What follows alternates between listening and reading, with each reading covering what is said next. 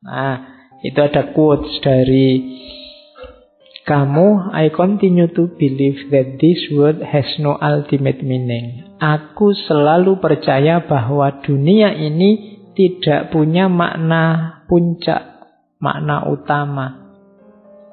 But I know, tapi aku tahu bahwa something in it has a meaning. Ada sesuatu di dunia ini yang bermakna. Apa yang bermakna itu? And that is man, manusia.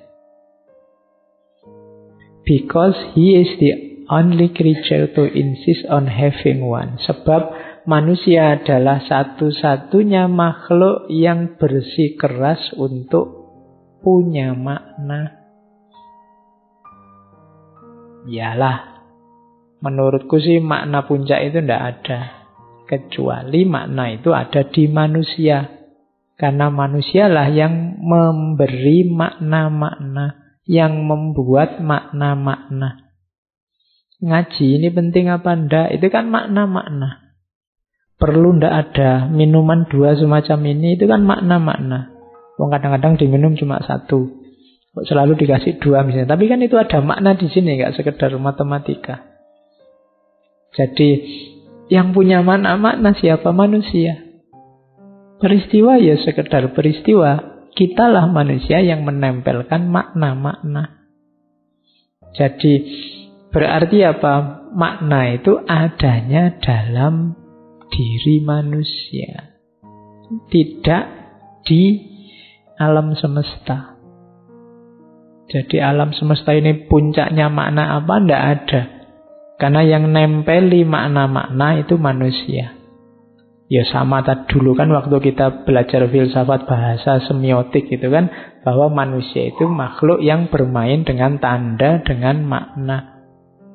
Warnanya merah dimaknai berhenti, warnanya hijau dimaknai kualik ya. Merah berhenti, hijau jalan ya bener.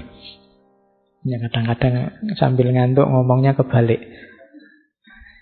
Cuma nanti dalam konteks yang berbeda, merah dimaknai berani, ya kan? Sementara kuning dimaknai kematian misalnya, putih juga ada orang meninggal misalnya. Itu kan yang ngasih makna manusia. Barangnya sih cuma bendera warna putih, tapi kadang-kadang dimaknai ada orang meninggal. Kadang-kadang kalau di sirkuit balapan ya berarti ada tabrakan. Kalau kan selalu begitu. Kalau lagi perang itu maknanya menyerah kan gitu. Itu kalau kamu tidak cerdas urusan makna-makna, kamu bingung hidup di dunianya manusia. Kalau kamu maknai pokoknya putih itu artinya menyerah, nanti ada orang meninggal, wah ada yang nyerah nih berarti. Ya maknanya beda. Jadi itulah manusia, serba bermain-main dengan simbol. Kamu yang gundul, kamu yang gondrong, kamu yang rambutnya cepak, itu kan pasti memaknai. Saya filosof ya Pak, ya rambutnya panjang lah Pak, gondrong. Atau gundul, atau itu kan makna-makna. Barangnya sih ya itu, situasinya ya itu, tapi manusia yang ngasih makna. Maka hidup ini memang absurd, terimalah itu.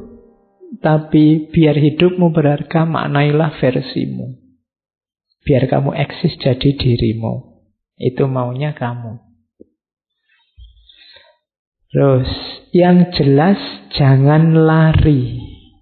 Ini teorinya tentang illusion, act of illusion. Banyak orang yang melarikan diri dari absurditas. Tidak mau menghadapi. Biasanya larinya pada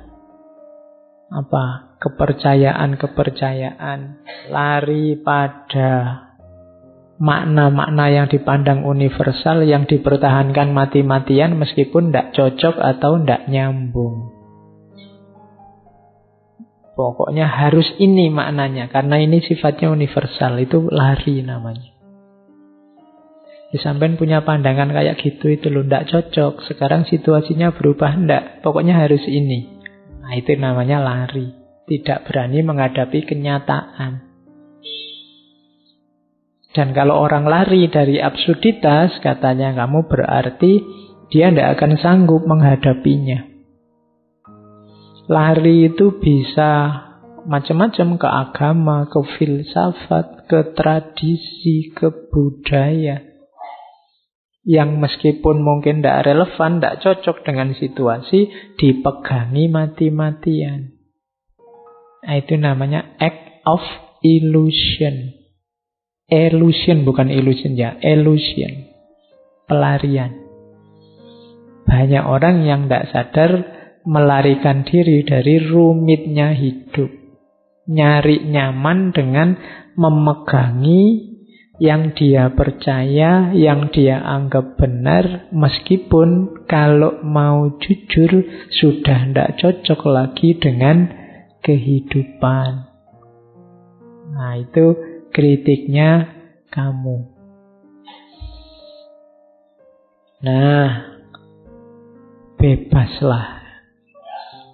Itu tadi. Untuk kamu bisa memberi makna dalam hidup, berarti kamu harus bebas dari belenggu-belenggu yang selama ini menghalangi kemajuanmu untuk memberi makna.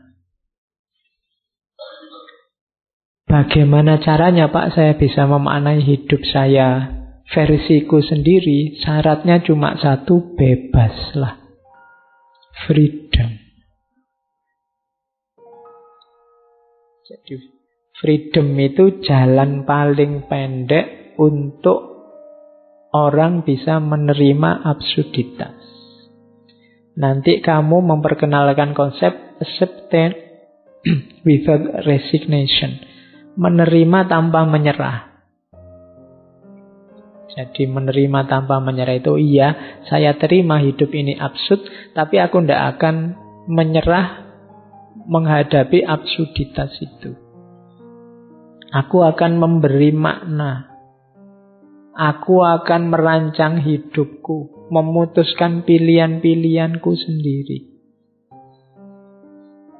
Jadi, disitulah kuncinya kebebasan. Rahasianya bebas itu apa? Berarti orang melepaskan diri dari kungkungan absurditas hidup untuk memutuskan memberi makna sendiri terhadap hidupnya. Itulah freedom. Ya tinggal kamu cermati hidupmu, kira-kira yang sangat membelenggu apa? Yang tidak relevan, yang kamu anggap benar dalam hidupmu apa? Yang tidak cocok apa? Dievaluasi. Jadi kalau Pak sudahlah Pak, biar jalan saja. Wong memang hidup ini absurd, biarkan saja saya ikuti absurditas itu, berarti namanya menyerah. Tidak boleh. Absurditas terimalah, tapi jangan menyerah. Ya kayak kamu misalnya berkaca terus, oh ya saya terima Pak wajahku kayak gini, tapi aku tidak menyerah. Ya tidak menyerah itu maksudnya kalau aku mau berjuang berusaha nanti hasilnya juga. Nah itu namanya acceptance without resignation. Jadi menerima tapi tidak nyerah. Ya saya terima Pak IP saya jelek, tapi saya tidak menyerah. Saya akan berusaha gimana caranya biar tidak DO misalnya. Nah, itu namanya acceptance without resignation. Atau kok seandainya DO, saya akan memaknai secara berbeda. Nah, loh iya, saya terima DO ku tapi DO bukan segala-galanya misalnya. Loh iya, emangnya hidup ditentukan oleh IP ijazah kan tidak. Ya, yang nomor satu nasib. Oke. Ya. Kalau pas nasibnya jelek terus dimaknai saja sebagai tantangan. Kasih makna baru nanti. Oke. DO kan membebaskan dirimu dari banyak tanggung jawab. Loh iya kan, cara membacanya begitu. Itu yang disebut pemaknaan. Jadi selama ini kamu dikejar-kejar, kamu tegang luar biasa. Wah ini sebentar lagi. Tapi begitu DO, alhamdulillah. Bebas aku sekarang, gak mikir lagi. Wong ya sudah free. Nah, kan gitu. Itu namanya contoh pemaknaan. Jadi bebaskan dirimu dari banyak belenggu. Ada banyak topeng yang hari ini kamu pakai, setiap topeng membelenggu kepalamu. Nah, coba cek mana yang masih relevan, mana yang tidak. Kalau yang tidak relevan, ya lepaskan. Bikin makna-makna baru biar hidupmu berarti, berharga. Karena sejago apapun kamu, kalau hanya ikut-ikutan, tidak ada harganya. Kamu tidak eksis sebagai dirimu. Nyawanya teori eksistensialisme kan di situ. Dirimu berharga sebagai manusia, itu kalau kamu eksis sebagai dirimu. Bukan kerumunan tapi individual. Kamu sebagai apa? Ingin tampil sebagai apa? Itu kan eksis hari ini, itu kan kamu artikan tampil. Muncul sebagai apa? Nah itu eksistensialisme. Di situ eksistensialismenya kelihatan dari kamu. Oke. The only way to deal with an unfree world is to become so absolutely free that your very existence is an act of rebellion. Satu-satunya jalan untuk berhadapan dengan dunia yang tidak bebas adalah menjadi sepenuhnya bebas. Sehingga hidupmu, keberadaanmu, hakikatnya adalah tindakan pemberontakan. Berontaklah. Yang diberontak apa? Ketidakbebasanmu. Ada banyak hal yang membelenggumu, bebaslah. Tindakanmu apapun kalau dasarnya tidak bebas, tidak ada nilainya. Saya orang baik, Pak. Kenapa kok kamu melakukan kebaikan? Dipaksa ya, Pak. Itu kan tidak ada nilainya. Orang tidak akan ngasih hadiah kamu, wong dipaksa. Kamu salah juga begitu. Kamu melakukan kesalahan, Pak terpaksa, Pak saya memperkosa. Lah kok bisa dipaksa, Pak? Ya, itu kan juga ketika dipaksa kan nilai salahnya juga berkurang banyak. Wong kamu tidak bebas, milih sendiri. Kalau boleh milih, kamu tidak akan memperkosa, tapi karena dipaksa, ya terpaksa diperkosa. Contoh gampangnya begitu. Sehingga hidupmu harusnya adalah act of rebellion.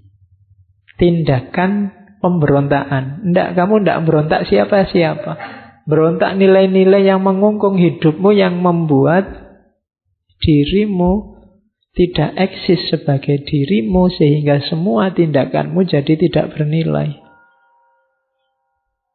Nilai satu tindakan itu antara lain syaratnya harus kamu bebas. Dalam fikih kan selalu kan, misalnya haji apa-apa syaratnya yang pertama balik, terus merdeka. Kan selalu ada istilah merdeka itu. Karena orang kalau yang tidak merdeka tidak kena khitab, tidak bisa kena hukum. Wong dia tidak merdeka. Yang dia lakukan hanya sesuai perintah. Dia tidak bebas menguasai dirinya sendiri. Yo, kalau dulu konotasinya memang perbudakan. Tapi hari ini ada banyak hal yang memperbudakmu, cuma kamu tidak sadar. Nah, ya, nanti kamu renungkan sendiri. Sejauh mana kamu bebas, mandiri, menguasai hidupmu sendiri. Kenapa sih harus bebas? Katanya, kamu freedom is nothing but a chance to be better. Kebebasan itu tidak lain adalah kesempatan untuk jadi lebih baik. Biasanya ketidakbebasan itu menginginkanmu ada dalam status quo. Harus seperti saat ini yang begini. Itu biasanya terus kamu dipagar-pagari sehingga tidak bebas. Padahal hidup kita ini kan harus selalu berkembang ke arah yang lebih baik, lebih baik. Kalau bahasa hadisnya, yaumuhu khairun min amsihi. Ketika tidak lebih baik, berarti kita macet, mandek di kebenaran hari ini. Yang mungkin sudah tidak relevan lagi di hari esok. Maka bebaskanlah dirimu biar kamu bisa jadi lebih baik dan lebih baik. Jadi berarti apa? Syaratnya untuk eksis, kemudian menghadapi absurditas itu adalah kebebasan dirimu. Tindakannya adalah tindakan pemberontakan.